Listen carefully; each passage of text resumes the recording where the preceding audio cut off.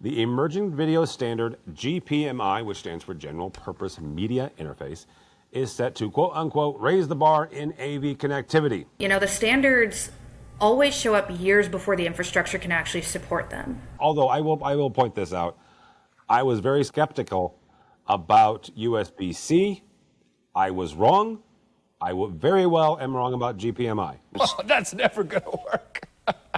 That's ridiculous. I mean, that's like a 24-hour cooking network or an all-music channel. Ridiculous. That's really dumb.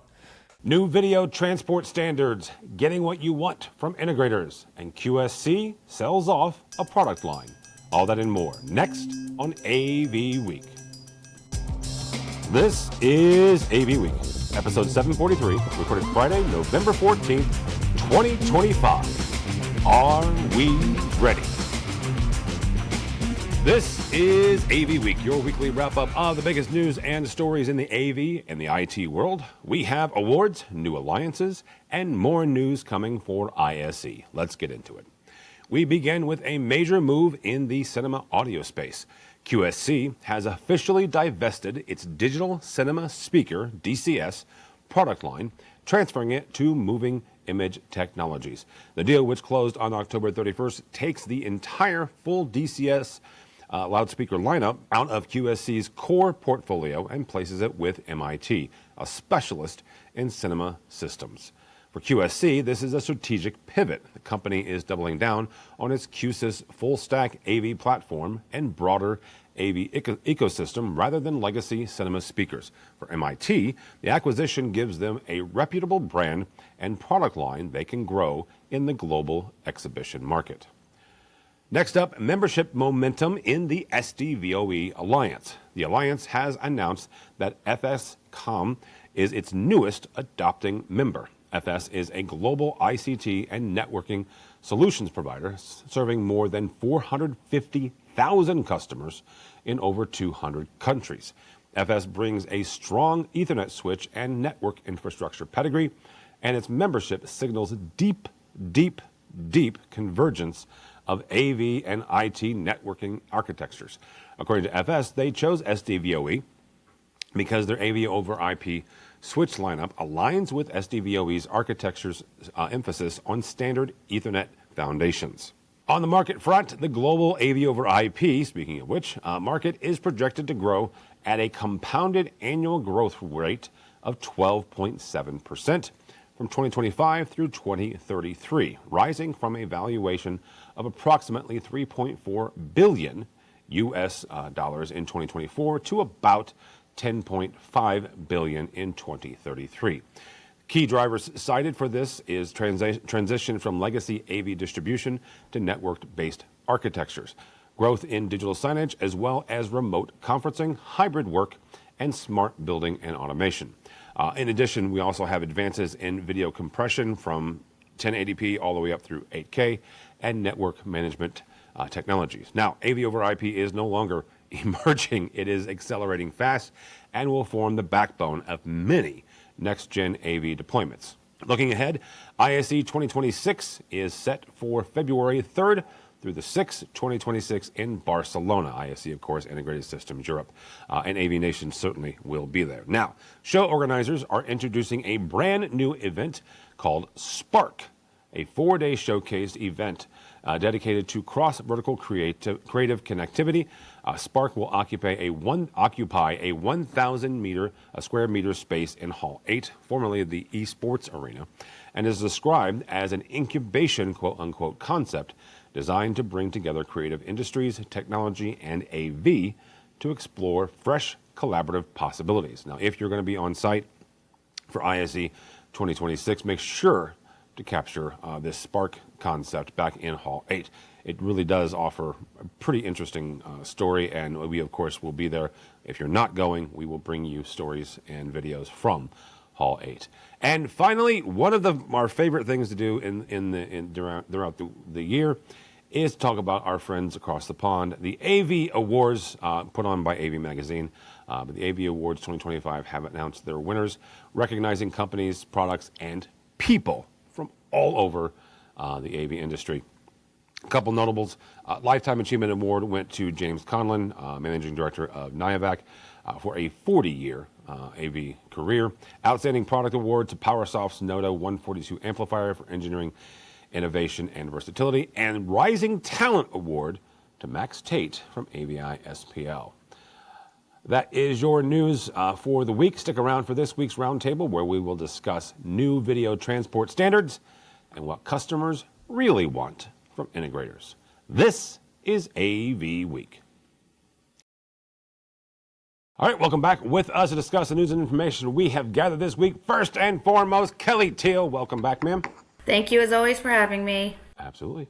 And a woman that I got to meet a number of years ago while she was working at USC, Lex Evans, is now working for Epiphan. Welcome back, ma'am. Hello, hello. Thank you for having me back. I mentioned this really quickly. It was an interesting week this week for me from a professional standpoint. AVNation, owned by CTI, integrator out of St. Louis. We had our global sales meeting, and it was just good to see a whole lot of industry friends. My buddy Chris Nutto was in town. A whole lot of folks were in town and got to hang out with them. So thanks so much for coming to the wonderful Midwestern town of St. Louis and hanging out with us for 3 or 4 days. We appreciate it. All right, first story comes to us from Commercial Integrator and Dr. Josiah Way. Now, Joe is writing about, quite frankly, he explains for many end users, the success of an AV project is not just about the gear, right? It's the quality of the partnership, it's the integrator.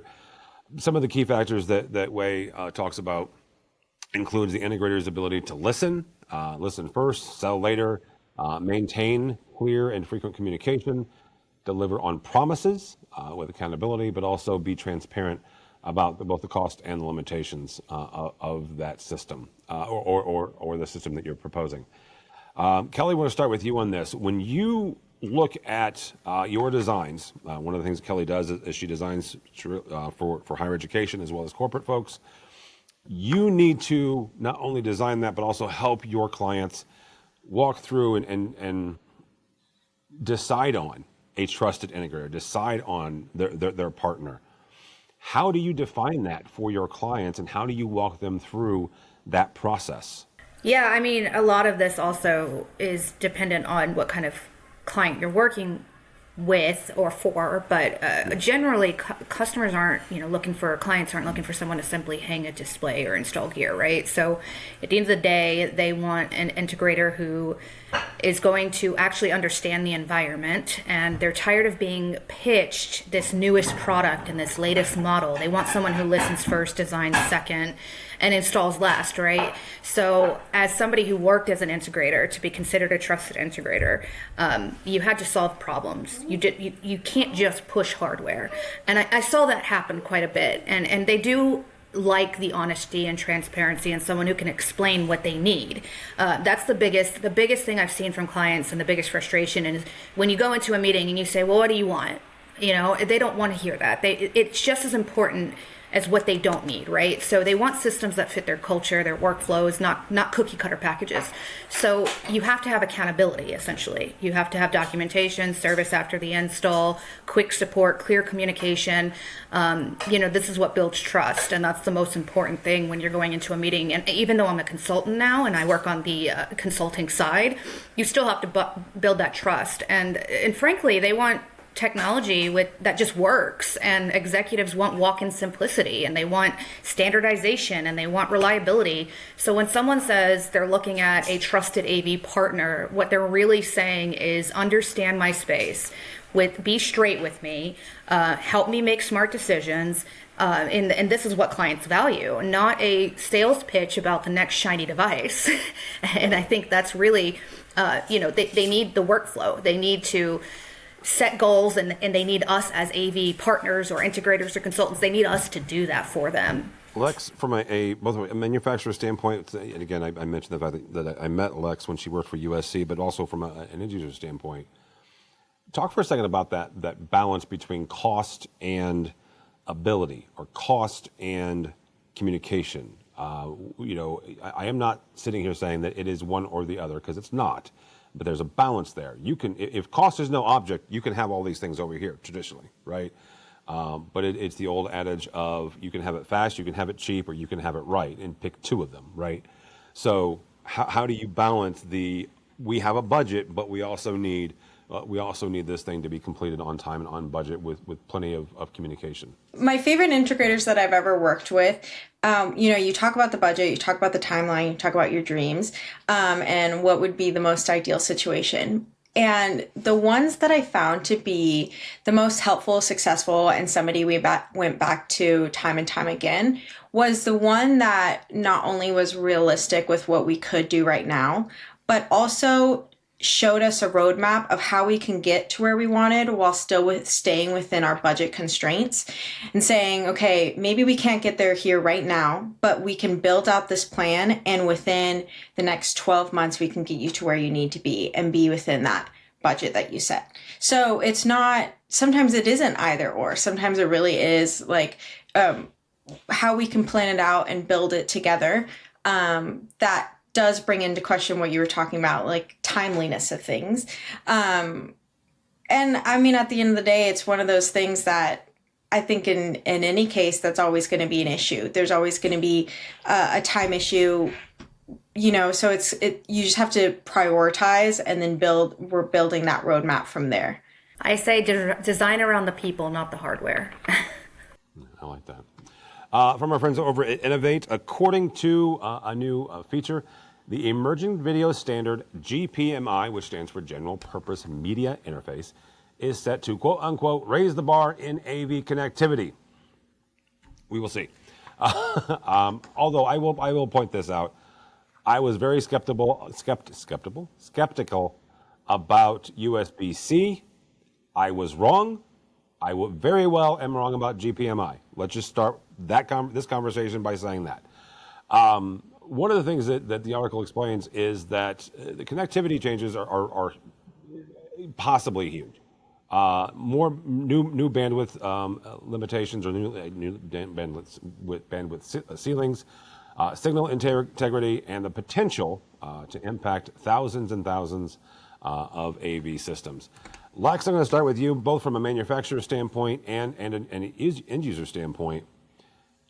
When you look at new technologies, new connectivities, new cables, new connectors, new whatever coming down the pipeline, at what point in the industry do you go, okay, we might be ready for this on our campus. We might be ready for this in our products. We might be ready for this to start talking about it from a standard standpoint, and we should start putting it on our roadmap in our systems, or start advising our clients that, hey, you might want to start putting this into your systems. Yeah, so when it comes to higher education, I would say that even the most forward-thinking technological college, even those folks are going to be a little bit slower to adopt it, just because of security, and especially in like large deployments, maybe in a technical lab or something where they want to push that forward, they'll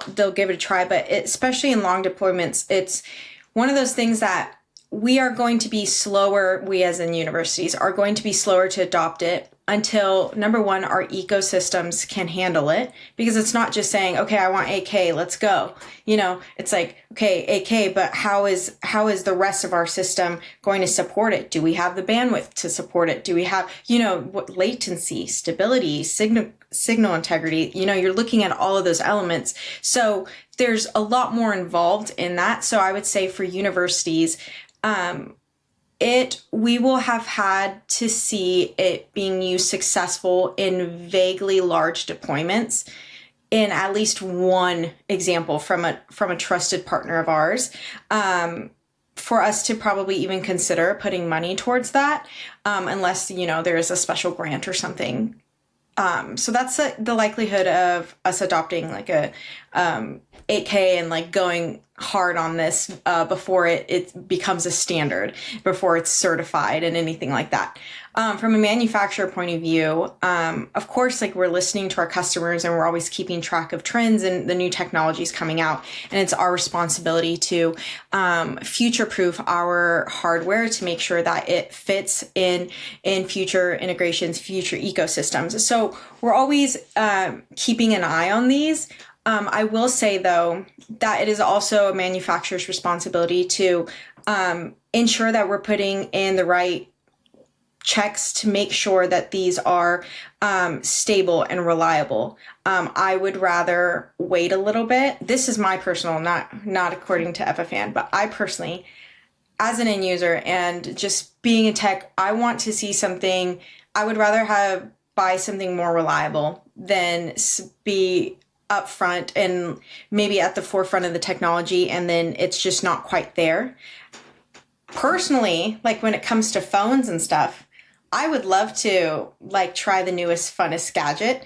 But when it comes to systems that involve other people, that involve projects and where, the reliability is top-notch importance, that's when I'm a little bit less hesitant, or a little bit more hesitant to take risks on technology that hasn't fully been certified, fully been fleshed out, doesn't have, the infrastructure to support it quite yet. So that's where I stand.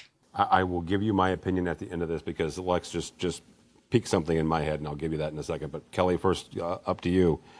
How do you balance all of these things? Because you've got the future proof, which is what Lex just brought up, but you've also got the need or the desire maybe of your clients that they want to be on the cutting edge, right? They want to be on the cutting edge of technology. They want the latest, greatest things, but they also want stable systems. and again, cheap, fast, right? So pick one of those three. So it's stable, cutting edge, and stable, right? Cutting edge, stable, and new. How do you balance all those things when you're working with your clients and they're going, you know what, we maybe we need 8K, maybe we don't, but how do you balance all those as you're walking them through this process? Well, thankfully that hasn't been a huge request yet. But I'm actually, going to check back with you in like 6 months, dude. Exactly. Ask me again in 6 months. Lex's answer actually was a segue to what I was going to say when we were talking earlier. If the industry is ready for GPMI, HDMI 2.2, or even 8K. The honest answer is not really, and that's not criticism by any means. It's just where we are. The standards always show up years before the infrastructure can actually support them, and I'm okay with saying that. Most organizations are still stabilizing 4K, right? They're dealing with EDID issues and HDCP quirks and extender limits and networks that struggle with multicast, and I still deal with these issues even today. Recent design, I had issues with that. 8K sounds exciting, but right now it's more of a display feature than a true system requirement. So there's very little native content and massive bandwidth needs that networks that just simply aren't architected to push that much data, right? So while the technology is advancing fast, the real world environments, the cabling, the switching, the workflows, and even the budgets are still catching up. So are we ready? Technically, the standards are ready. Practically, as an industry, we're getting there, but we need stronger infrastructure, and we need better networks, and we need more realistic expectations before 8K can become mainstream. And honestly, that's okay. Evolution in AV is incremental, right? It's not overnight. So if we're being honest as an industry, and I will tell my clients this too, we're not fully ready, and that's not a bad thing. It's just reality. And the new video standards always arrive years before the ecosystem and the infrastructure and the workflows until the workflows can fully support them. How I balance that is, I'll let you know in 6 months. Okay. And right now it's hard to answer right now because it's not become a point of contention right now. So. But this is what the clients who do bring up these new video standards, I'm very honest with them. The most buildings aren't even designed for the 4K end yet, let alone the 8K. Right. And in some cases it's negligible. Like to the regular person, you wouldn't even notice the difference between the two. So is it worth it? It doesn't make sense in that space. It just is. There's a lot of things to. I want to hear your thoughts. So here's what you kind of piqued in my head, and that was the thing with the cell phone. And a couple things. I am a 50-plus-year-old gamer. I have gamed for the vast majority of my life, so understand that going in. I have had a Steam account. If you don't know what Steam is, go look it up. I've had a Steam account for 25-plus years, right? So we're talking back to the original Half-Life game, okay? Story came out in the last week or so that Steam has come out with a console, which is interesting, okay? So Steam has primarily been a PC gaming only system, right? It's a piece of software, you download the game, bada boom, bada bing. They've had a portable one for a while, and now they're coming out with a console to compete with Xbox and PlayStation. Again, I have been a customer of these folks for 25 plus years. I am already interested, right? It's an interesting thing. However, the older I get, the less I am on the bandwagon of being a first run beta tester. 100% I am interested, but I'm going to let my producer Mitchell, who is probably more aggressive on this, I'll let him go by the first generation, and I'll wait for a year and wait for Gen 2 or Gen 3. Same thing here, right? I am 100% interested. I am fascinated by GPMI and all these wonderful, great things. I am not going to design, nor am I going to encourage anyone to design or put these in their system until they come out with Gen 2, Gen 3, or whatever the latest, more stable version. That's my husband and I. I'm the guinea pig, and then he'll wait. He still has the iPhone 16. He's waiting for the 17 and the 18. Yeah, he's like, and then when the new one comes out every September, he said, I'm waiting till 6 months go by from the first new one, then I'll get it. Now that you're talking about this, I'm curious if maybe that's something I've identified with my whole life and things might be changing, because I've always been a part of the Apple beta program. Mm-hmm. And lately it's been pissing me off. I turned it off. I was like, that's it. I don't want this until you figure it out. Yeah, I will not go to 26 right now. Yeah, and so I'm like, And then I was actually thinking about my next cell phone. I want to move away from Apple. And then so I was looking at the Galaxy, I think, Flip. It is really small, and then it opens. It's not the really huge one. It gets small and then it opens into a regular phone. And I am hesitant to buy it because I'm like, oh, it's 7 generations in, but it could be better. It could be better. Maybe I'll wait until the next drop. So I don't know. Maybe I am starting to turn that way, because especially with how much it is these days, I'm like, I don't know. Tim, next podcast we should talk about is technology advancing faster than our brains can produce it. Oh, don't give me that. I actually had that conversation this week with somebody. I don't. The aspect, the idea of Moore's Law was brought up in some of our conversations with our manufacturers. And very quickly, in Tim's dumb explanation of Moore's Law is every 18 months or so, the processing power doubles and the price halves, basically. I'm getting that wrong, probably. At some point, there is something else beyond Moore's Law. And I think we're getting to that point because, and I don't know if that's quantum processing or what's going to be the next thing. But something is going to replace Moore's Law. And I think, Kelly, you're right. It is going to get to the point where we can't really, at least us dumb people, which is me, I can't process it fast enough. Like, okay, I'll wait for the second or third generation because I don't want to think about, how it's being processed. I love existential technology talk. Yep. Just really get into it. It at least keeps my brain young. I don't know about the rest of me, but it keeps my brain young. How about that? Keeps my brain hurting. AV Magazine's got an article. There's a couple other places that we could have pulled from, but it looks at the fact that JetBuilt has introduced an AI-powered feature called JetBot Drawings. And Kelly, we're going to start with you on this because, quote, with a single click, you can generate detailed AV system schematics in seconds. So, Kelly Teal, How freaked out? How freaked out are you about this? I'm freaked out as much as I'm intrigued, as much as I'm freaked out. So I think tools like JetBuilt's automatic schematic generators, which are what they're calling it, I didn't know that was the official name. I think they're exciting, but they come with implications, real implications. Okay. The threat isn't that they draw faster than we do. Let's keep that in mind. The threat is that they create the illusion that the design is just drawing lines, right? So when a tool splits out a schematic instantly, clients may start asking why design costs what it does, or why timelines matter, right? So, or why they need a seasoned engineer at all. The reality, though, is that these tools don't understand environments, okay? They don't understand infrastructure. They don't understand standards, workflows, sight lines, acoustics, network segmentation, all the things that make AV design actually work in the real world. They can't think about redundancy in a data center, or ADA constraints, or conduit capacity, or how a cup building ties into a main MMR. They just can't. So the weakness isn't the software. It's in relying on it too heavily. Similar to when we had a conversation about relying on AI bots and chat bots. These auto-generated drawings often look complete, and I'm putting complete in air quotes, but they aren't engineered. And when something fails, if it's the integrator or the designer who takes the blame, it's not the software. So here's the opportunity, right?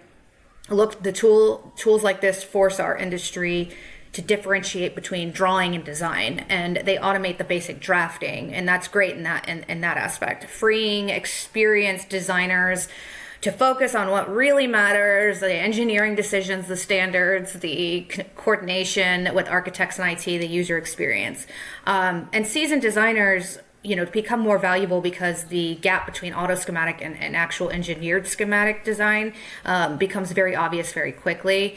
So I wouldn't say that tech is replacing AV designers, and that's not what my point that I'm making is. I just think it's exposing who is actually designing and who is just drawing.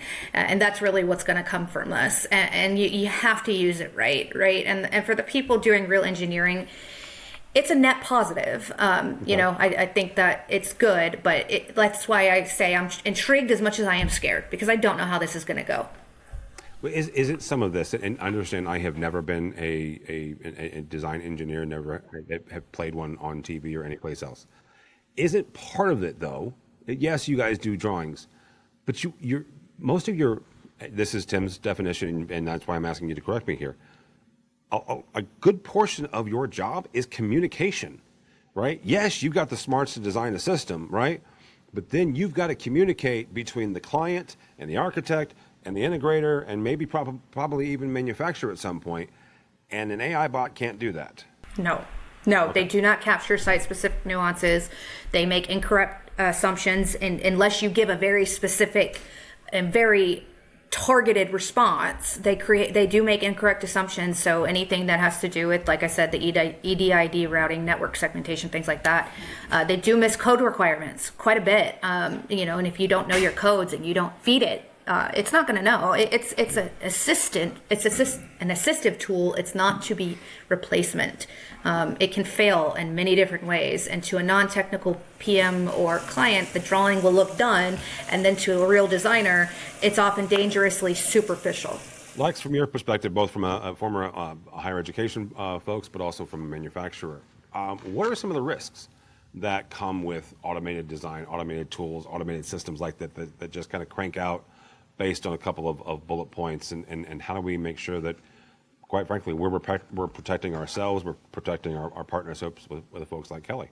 I'm going to hope I can get my idea across correctly. First, Kelly reminded me of something that's like, it's in anything that's AI, that just, we aren't there with, nuances, like the nuance of the situation and how things are being said and done. And the same for ChatGPT or chatbots on websites. Like, it's not there yet. So it can theoretically do it, but there's just so much that it could be missing, and there could be better results. And so I 100% agree that it should be a helpful tool rather than a solution of sorts.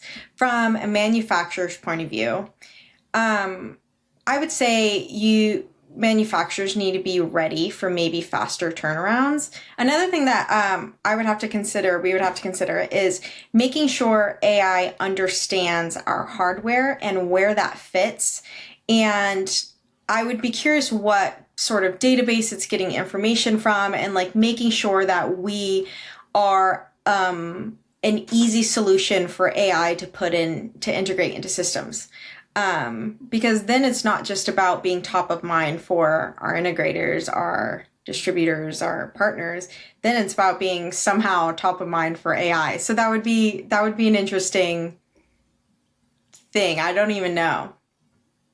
But those are some concerns that immediately come to mind. I like that. Good place to stop. Thank you both so much. Kelly Teal, how do people connect with you, ma'am? I am only on LinkedIn under Kelly Teal. All right, very good. Ms. Lex Evans, how do people connect with you, and how do people connect with Epiphan?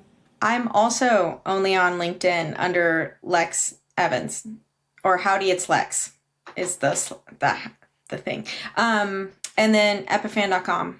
All right. My name is Tim Albright. Do not follow me anywhere. I'm not even going to mention the Bears at this point. But go by the website, if you would, please, AVNation.tv. That's AVNation.tv. You will find this program and a host of others. Actually, we're getting ready for ISE and CES coming down the pipeline. If you're interested in reading things that I write that have nothing or basically nothing to do with technology, you can find me also on LinkedIn, and you can find those articles there. But for those of you watching, if you are just looking for the audio version of this, you can go over, and wherever you get your favorite podcasts, you can get AVWeek and all the other ones that we do.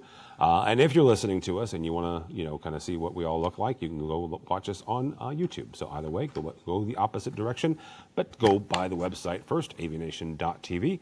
It's AVNation.tv. Thanks you so much for listening. Thank you so much for watching. That is all the time we have for AVWeek.